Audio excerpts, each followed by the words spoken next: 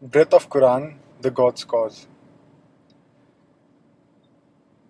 It is claimed for the Quran that Quran is a non-contradictory book, a book that does not contradict itself, and that is one of the proof of it being from God, from Allah.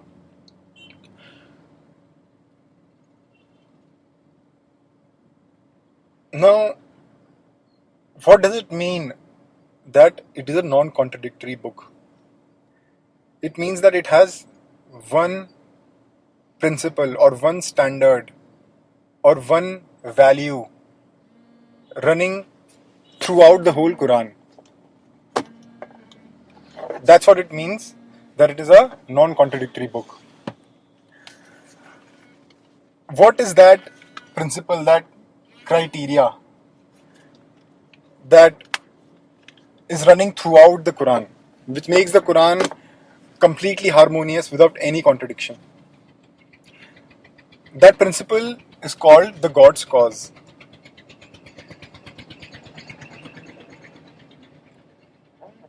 Now, to understand God's cause, I will start with, to explain what is God's cause, I will start with quoting some verses from the Quran. 1585. We created not the heavens and the earth and all between them, but for just ends, but for justice. And the hour is surely coming when this will be manifest. So overlook any human faults with gracious forgiveness. 45:14. Tell those who believe in us to forgive those who don't. Chapter 9, verse 6. If any of the mushriks ask you for asylum, and it is from Surah Tawbah, thus it means that uh, when the Muslims were at war with the mushriks, Allah reveals that if any of the mushriks ask you for asylum, that is after killing you in war, betraying you, etc., grant it to him, so that he may hear the word of Allah, and then escort him to where he is secure. Chapter 16, verse 126 to 128. Allah says in it, invite all to the way of Allah. If you punish them, then let your punishment be proportionate to the wrong done to you. If you want to punish, then it should be proportionate, Allah says. Then it should be proportionate to the wrong done to you. But if you show patience, and what does it mean if you show patience? It means that is forgive them and not punish those who deserve to be punished. That is what is meant by but if you show patience. But if you show patience, then it is indeed the best course. And do you be patient. Allah is commanding, and do you be patient and not distress yourself because of their plots, their conspiracies. For Allah is with those who restrain themselves and do good, and not with the punishers. That is, Allah is with those who are patient. Inna Allaha ma sabirin. Allah is with the patient. Chapter 42, verse 40. Let there be requital by an equal harm. But whoever forgives and makes reconciliation, his reward is due from Allah. For Allah loves not those who do wrong.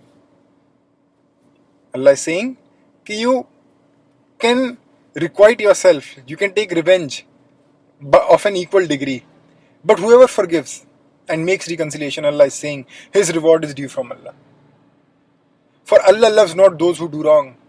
And in this case, when there are only two options, which is one in which one is being punished, one can take revenge, and the other in which one is forgiving. And Allah is saying, the one who's forgiving, I will give him reward. It means that the other party, Allah is considering him to be not patient, to be one who's doing wrong. And why is he doing wrong? Because he is transgressing the Allah's command, which comes in a lot of verses. For example, chapter 15, verse 85. So overlook their faults with gracious forgiveness. Allah is saying, forgive them, do not punish them. Chapter 13, verse 6. Your Lord is full of forgiveness for mankind, despite their wrongdoings, but He punishes severely. Now one may think, Allah punishes, Allah is talking about punishment. So where do we stand in context of this command of Allah that He punishes those who do wrong? Allah makes it clear in chapter 13, verse 40, that what is meant, that how, not what is meant, but how He has divided the job between Himself and His Khalifas. As He says in chapter 13, verse 40, your mission is only to give warning. It is for us to do the reckoning. It is for us to do the punishment. That is, the job of the believers is to give the warning. And Allah's job is to do the reckoning, do the punishment. Chapter 5, verse 99. The messenger's sole duty is to convey the message. Chapter 23, verse 96. Repel evil with that which is the best. Chapter 28, verse 54. Avert evil with good. Chapter 41, verse 34, 36. Nor can evil and good be equal. Repel evil with that which is best. Good and evil are not equal. Repel evil with that which is best. Then will he between whom and you was enmity. The person who was your enemy and hatred and who used to hate you will become as if he were your friend and intimate. None will be granted this goodness except those who exercise patience and self-restraint, none but persons of greatest good fortune. And Allah further tells that if your enemy, those who hate you, make an incitement, and Allah goes on to say, and if incitement is made to you, seek refuge in Allah. That is, seek refuge in Allah. Do not go to returning their evil with evil, but seek refuge in Allah and return their evil with best. And why do so? For it comes in chapter 60, verse 7. It may be that God will grant love and friendship between you and those whom you hold as enemies. Allah says that He might grant friendship between you and those whom you hold as enemies. Who were enemies? For example, Hazrat Umar was enemy, Hazrat Khalid bin Walid was enemy. Almost all the Sahabas were once enemy of Islam. And by repelling their evil with great goodness, with best, they became friend and intimate to the Prophet. Chapter 17, verse 53. Tell my servants that they should always say what is the best. Chapter 13, verse 22. Those who vowed of evil with good, there shall be the final abode. Allah makes it clear that the one who repels evil with evil, he does not have the final abode. Allah is saying, one who repels evil with good, his shall be the final abode. Chapter 24, verse 51. True believers say, we hear and we obey. These will prosper. Chapter 3, verse 103. Remember His blessings. You were enemies and He united your hearts by His grace. You became brothers. Again, what kind of people? For example, Hazrat Umar. You were on the brink of an abyss of fire and He rescued you from it. Allah is talking about that how He made the enemies friends of the Prophet, of the believers. Chapter 24, verse 22. Let them forgive and overlook. Do you not wish Allah to forgive you? It is a very, very big statement by Allah. That Allah will only forgive those who forgive others. And I repeat this verse. Let them forgive and overlook. Do you not wish Allah to forgive you and overlook your faults? For indeed God is forgiving and merciful. Now, when we look at all these verses, which I've been quoting one after the other, then one question comes in mind. Why did Allah give such commands that make punishment impossible? If you observe or think about these verses which have been quoted, then all these verses make punishment impossible. That forgive them, do you not wish Allah to forgive? All these commands, your job is to deliver the message, it is for us to do the reckoning. All these commands are the commands which make punishment impossible. Why did Allah give such commands? The answer is that God made humans for paradise, for Jannah.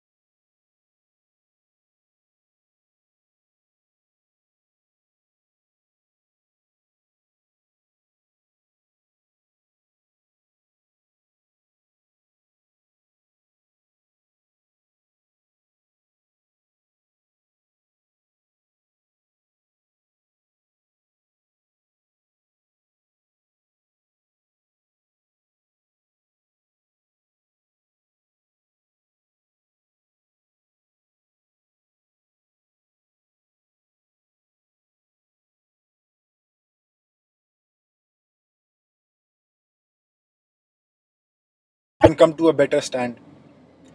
Woe to those whose mission are same as Shaitan's mission. May Allah guide them. Now the spirit of every Muslim is to be the well-wisher of all, even his enemies, and wish them to be in paradise. A Muslim has to wish paradise for all. Wishing paradise is a big thing, and not just a sentence. There is no comparison between a pen and paradise. A pen and a paradise cannot be compared. Do we wish to even gift a small thing, such as a pen, to our enemies? Do we even gift a pen to our enemies? No. Every Muslim is a Dai, and a Dai cannot be a Dai till he has unilateral love for all. Unilaterally, he loves everyone. Why? Because God wants everybody in paradise. And what is desiring paradise for anyone? We do not even desire a pen for someone whom we do not love. We do not desire a pen for somebody whom we hate.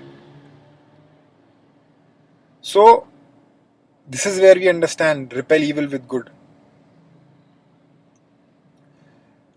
Now, if someone kills a man of faith, the man of faith is going to paradise. But if someone kills a faithless man, even as punishment, he is sending him to hell. If someone kills a man of faith, that man is the man of faith is going to paradise. But if someone kills faithless man, even as punishment, he is sending him to hell. The goal of Islam is to take people to paradise and not send them to hell. Correct? The goal of Islam is to take people to paradise and not send them to hell. Only if you take into account Shaitan's mission can we understand such verses as mentioned above.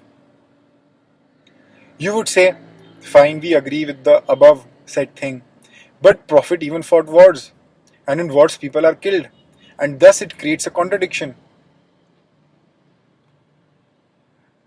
No, there is no contradiction. Only when we see Shaitan's mission, then can we understand chapter 2 verse 216 to 218. Where the argument for war is given by Allah. When God tells about Prophet, you hate war, but fight, for persecution is worse than slaughter, killing. Persecution is worse than slaughter, killing. Fitna is worse than qital. For because of persecution, because of fitna, people lose faith, and without faith, I will put them in hell. This is what Allah is saying in chapter 2 verse 216 to 218. This is what Allah is saying. It's a long verse, but if you observe carefully, the gist of the whole 3 verses is this, that Allah is saying to the Prophet that you hate war, but fight, for fitna is worse than killing. Fitna is worse than qital. Persecution is worse than killing. For because of persecution, because of fitna, people lose faith, and without faith, I will put them in hell. God tells, this is not slaughter that you are not fighting. This is persecution, this is fitna. So fight on persecution, fight on fitna. For killing does not work against your mission to take people to paradise. But persecution does, as people lose faith. This is what Allah is saying. And I repeat, God tells, this is not slaughter that you are not fighting, this is persecution. So fight on persecution. For killing does not work against your mission to take people to paradise. But persecution does, as people lose faith. The whole mission of persecution of fitna is to make people lose their faith. Allah defines persecution as barring people from path of God and expelling them from the mosques. This definition is also given in the same verse, chapter 2 verse 217, in the same verse. That Allah defines fitna as barring people from the path of God, stopping people from the path of God, and expelling them from the mosques, from the sacred mosque. Because of which people will of course lose faith, and without faith will go to hell. If I will not be allowed to talk about Islam, if I will not be allowed to talk about Allah is one, if I will not be able to talk about this is Quran or present Quran or read namaz, then of course how will I develop my faith? How will people develop faith? And if people will not develop faith, they will not have faith. And without faith, where will they go? They will go to hell. Thus we find Islam has only one master key. One master key. Take people to paradise and save them from hell. There is no contradiction when Quran says, repel your enemies evil with your good, and when it says, fight your enemy. There is no contradiction. Regarding the issue of war, I will talk in another topic, war in Islam. Continuing from here, so we find criteria of Allah is not right and wrong as we know. We think this is right, this is wrong, this is right, this is wrong. No. For Allah, the criteria is not right and wrong as we know. For Allah, anything that takes people to hell is wrong. And anything that gives them chance to come towards paradise is right. No action is right, no action is wrong. Actions are neutral. The intent behind the action and the result behind the action defines whether the action is right or whether the action is wrong. The action what is right according to Allah, anything that takes people towards paradise is right, and anything that takes people towards hell is wrong. This is where Islam starts and this is where Islam ends. Any action that has the spirit, this spirit is part of Islam, but any action, be it even salat, hajj, zakat, saum, etc., if doesn't have this spirit, is out of Islam. This is the master key to Islam. For the whole tug of war is between God, between Allah, well-wisher of humans, and Shaitan, the path to hell. The whole tug of war is between God and Shaitan. Truly the spirit of faithful should be that even in his death, he should wish paradise for his killer. The faithful should desire paradise for his killer also.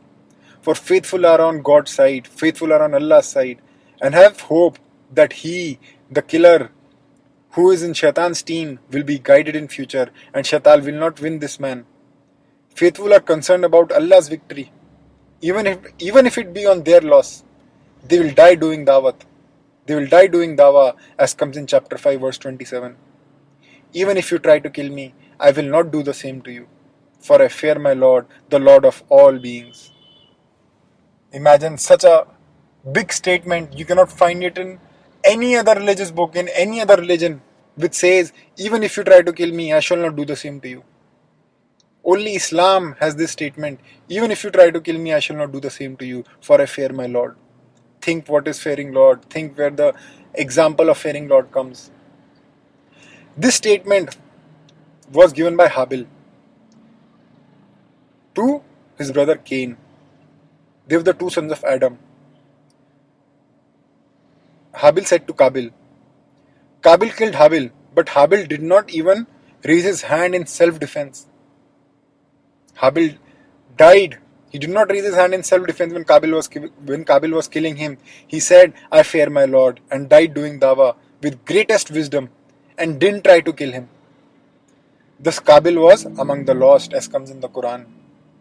That Kabil was among the lost, Cain was among the lost. But because his brother gave him a chance he realized his mistake. Kabil realized his mistake later, as comes in the Quran. That Kabil realized his mistake and he repented. Now imagine if Habil would have killed his brother Kabil. Could his brother ever realize his mistake? Could he ever repent? No. All his chances of repenting would have closed. And he would have 100% been Shaitan's victory. Been the sign of Shaitan's victory. But now, because his brother gave him a chance and did a wonderfully wisdomful dawah to him, which most of the people do not understand the dawah behind Habil, the spirit behind Habil's sentence. But he did a wisdomful dawah work with his killer, with his brother. And his brother realized. And he went back. And he gave him a honorful burial. Not like what do the mafia and the goons do? They kill someone, and do they go and carry him and bury him, or do they leave him dead on the road? They leave him dead on the road. But his brother realized, he repented, he regretted, as comes in the Quran, and he gave his brother a burial. Oh Muslims, the very opening score of humans could have been Allah 0, Shaitan 1. If Habil would have killed Kabil, he would have gone to hell straight.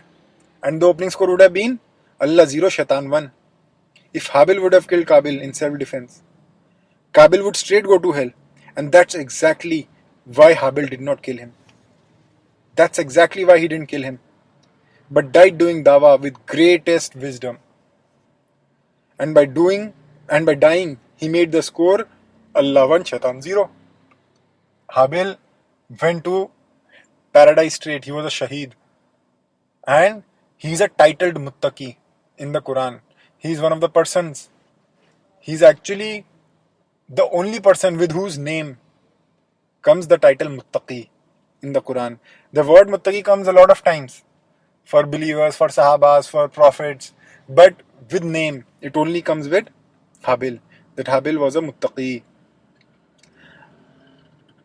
And muttaqi find guidance, as comes in Surah Baqarah, chapter 2, verse 2, that only the muttaqi find guidance. So, Habil died. That is the guidance Allah guided him to. That die. You want my score to increase or Shaitan's score to increase? And the muttaqi, the faithful, who's on God's team, he says, Allah, may I lose, but may you win. So he made the score Allah 1, Shaitan 0. As he knew he is faithful and would go to paradise. And his sacrifice was paid as Qabil regretted. Habil, the first true martyr, proved Allah that he's in Allah's team and won't let Shaitan score even one goal, even if he loses his life. This is what I call love for God. He gave his life and did not Shaitan score even one goal. He lost his life. The wisdom behind Habil's dawah will be discussed in another topic. Now, I would like to clear another point. Some people might question that how can I say that Shaitan is the enemy of God? They think that by calling Shaitan enemy of God, Shaitan becomes equal to God. No, that is the suggestion of Shaitan. That when we say Shaitan is the enemy of God, he gives you a suggestion in your heart that he's making me equal to Allah, so that you might not think about the real issue and get lost in how come Shaitan is equal to Allah. That's what Shaitan does. Shaitan is the enemy of Allah as comes in Quran.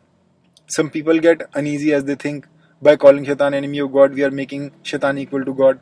But no, the truth is Shaitan is nothing in front of Allah and he's an enemy. Just as any man can become, or Firaun became enemy of God. Any man can become enemy of God. It does not mean that if a man becomes enemy of God, he becomes equal to Allah. No. Shaitan is an enemy of God, but he is nowhere close to Allah.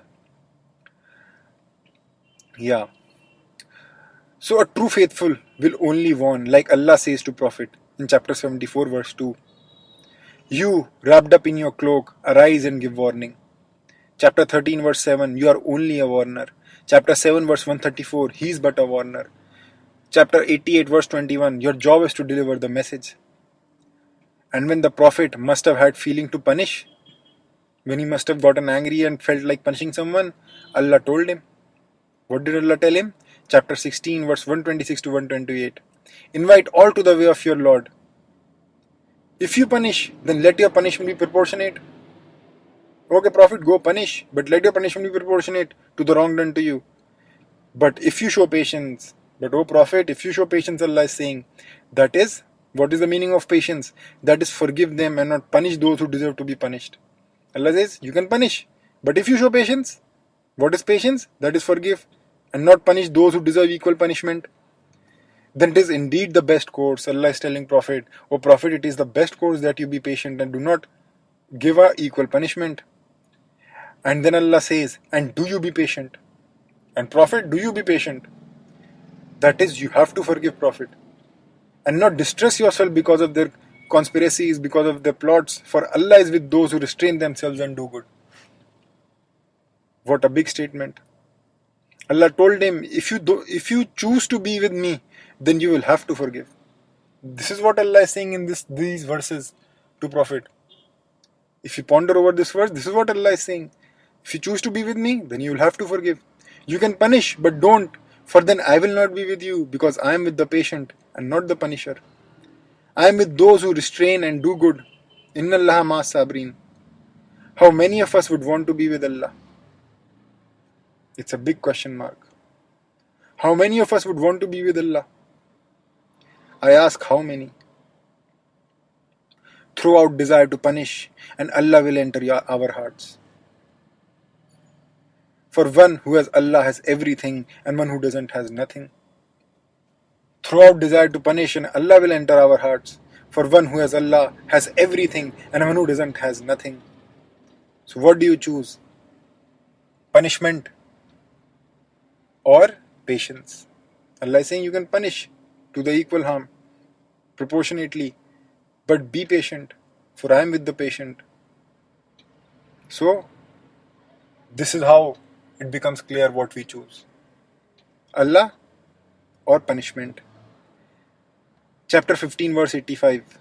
We created not the heavens and the earth, and all between them, but for just ends, but for justice, and the hour is surely coming when this will be manifest, when this will be visible. So overlook any human faults with gracious forgiveness. Allah is commanding that overlook their faults with gracious forgiveness. See Muslims, O Khalifas of Allah, this is how Allah defines justice. See, this is how Allah defines justice, O Khalifas, O Muslims. Overlook faults with gracious forgiveness. There are many who talk of justice, but do not see how Allah defines justice. And I repeat this verse, chapter 15 verse 85. We created not the heavens and the earth and all between them, but for just ends, but for justice, and the hour is surely coming when this will be manifest. So overlook any human faults with gracious forgiveness. O Muslims, it is prophesied about us, but we do not understand how exactly the verse chapter 29 verse 61 fits us. We read chapter 15 verse 85 and fit in chapter 29 verse 61. When we don't come to Allah's justice, as comes in chapter 15:85, which is overlooking faults with gracious forgiveness. Today we have defined our own justice system. We have moved away from Haqq. Chapter 29 verse 61 says, and it fits for us Muslims today, if indeed you ask them who has created the heavens and the earth and subjected the sun and the moon to his law, they will certainly reply Allah. That's what we Muslims would say today. How are they then deluded away from the truth? What is the truth? Truth is the reason for which Allah created the heavens and the earth. And Allah commands, so overlook their faults with gracious forgiveness. Chapter 31 verse 25. If you ask them, who is it that created the heavens and the earth? They will certainly say Allah. Say, praise be to Allah. But most of them understand not. Truly we understand not that actually what is going on. We do not understand that actually what is going on. Chapter 14 verse 12. All prophets said, we will surely bear with patience all the harm you do us. So in Allah let those who trust put their trust. All the prophets said this. We shall bear with patience all harm you do us. What did all the prophets knew? But we do not understand. A warrior of Allah says, death, how much pain would it be? This is what a warrior of Allah says. Death, how much pain would it be? 1 minute? 10 minutes? 1 hour? 10 hours? 1 month? 1 life? How much pain? How much? I will bear it for you, O the one who is in Shaitan's team, but can't let you be in hell, in which you will be forever, and regard this life as only blinking of an eye. I will suffer for the blinking of an eye, but won't let you suffer forever in hell, because I love you. I will surely bear with patience all harm you do me, for my war is not against you. The warrior of Allah fights against Shaitan. My aim is to take you to paradise. Read these 4 verses one after another and see in how many ways Allah is giving His message. The 4 verses are chapter 15 verse 85, chapter 29 verse 61, chapter 39 verse 38 and chapter 14 verse 12. If you read these 4 verses one after the other, then you will understand in how many ways Allah is giving His message. Remember, you are at best a Khalifa and not Allah yourself. All will return to Allah and none to you, and it is for Allah to take account and not for you. Chapter 2 verse 98. Whoever is an enemy of God will find God too is his enemy. There are teams, Allah's team and Shaitan's team, as comes in chapter 58 verse 22. They are God's party. God's party shall surely enter bliss. We have to decide whether we be in God's party or be in Shaitan's party. And it has been clear who's in God's party. Only he is in God's party who cares about score of Allah. He is in God's party. And who does not care about Allah's score, he's in Shaitan's party. No matter whether he reads namaz, he goes, does hajj, whatever he does, whether he believes in Allah, the Prophet, the Quran, the messengers, the Jannah and Jahannam, the angels, whether he believes in all this, if he is not on the God's cause, if he is not worrying for the score of paradise, if he is intent on increasing the score of hell, then no matter what, he is not in God's party. He is at best like Shaitan. Shaitan also believes Allah is one. Shaitan also says there is heaven and hell. Shaitan also says that there is Qiyamah, there is angels, that Prophet Muhammad is the Prophet of God, that the Quran is the book of God. Shaitan believes in all this. But what makes Shaitan Shaitan? What makes Shaitan Shaitan? Shaitan's desire to not wish paradise for all is what makes Shaitan Shaitan. Chapter 58 verse 19. They forgot to remember Allah and went on the Shaitan's side. They are the party of Shaitan. Shaitan's party shall surely perish. Shaitan's party shall surely fail. So remember Allah. And what is remembering Allah? What is remembering Allah? O Muslims, even an enemy remember his enemy. Don't you remember your enemies? We remember our enemies a lot of times. Remembering is not the point. The point is how you remember. That makes you either friend of Allah or enemy of Allah. Today you don't realize it that you remember Allah just as an enemy would have remembered Allah and not as a friend would. A friend only seeks to make happen what Allah wants and not opposite of it. What Allah wants is paradise for all, even for the worst of human beings. Allah wants that he should regret, repent and come to the right path. Even for people like Fir'aun, Allah says in chapter 20 verse 44, O Moses, go to him and talk to him gently, perchance he might yet take heed. And team of Shaitan is continuously fighting against God, as it comes in chapter 25 verse 55. One who is helper of Shaitan against God. Allah says this. So they are continuously fighting against Allah. And how do we fight against them? The team of Shaitan wishes hell for people. So team of Allah has to wish paradise for all. Do opposite of the team of Shaitan and you will automatically be in the team of Allah. Team of Shaitan desires hell for all. So team of Allah should desire paradise for all. Do the opposite of what team of Shaitan would do. If you know what team of Shaitan would do the opposite of that. Woe to us Muslims, yes, woe to us Muslims that Allah sent Prophet Isa alayhi salam to do dawah with Shaitan for 40 days. That Shaitan repent, come back to Allah's team. But in return, Shaitan sent his own evil prophets in the mosques of Allah, who invite Allah to enter Shaitan's team by praying, O Allah, destroy them. In our mosques, we pray, O Allah, destroy them, and we become the prophet of Shaitan. Symbolically meaning, you want them in paradise, but we want them in hell, Allah. Destroy them, erase their mark. We are saying destroy them. That is, you enter Shaitan's team, Allah, which wants hell for all. That is what we are saying when we say, O Allah, destroy them. O Muslims, how has our mission become one with the Shaitans? How? How has our mission become one with that of the Shaitan? Now let's cross-check. Like everything has to be cross-checked. And how can Quran be cross-checked? But by Quran itself. Quran can only be cross-checked by Quran itself. Now let's check whether what we have said is right or not. And what other criteria can we have to check word of Allah but word of Allah. Chapter 9 verse 6 says, if any of the mushriks ask you for asylum in battlefield after killing you, after betraying you, etc. If they ask you for asylum, grant it to him so that they may hear the word of Allah and then escort him to where he is secure. It fits hand in glove. That rather than punishing him for killing Muslims, betraying Prophet, for attacking Muslims,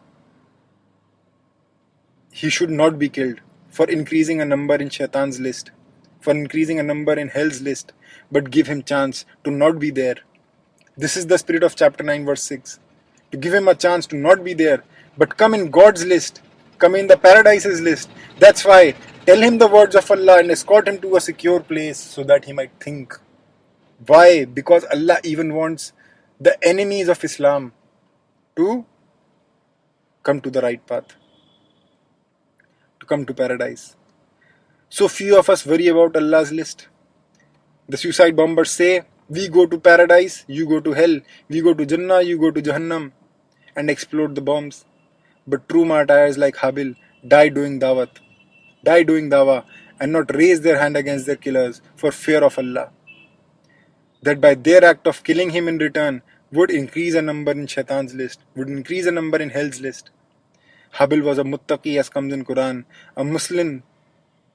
O Muslims, stop doing lip service that you want to be a muttaqi and become a muttaqi as Habil was, the true martyr.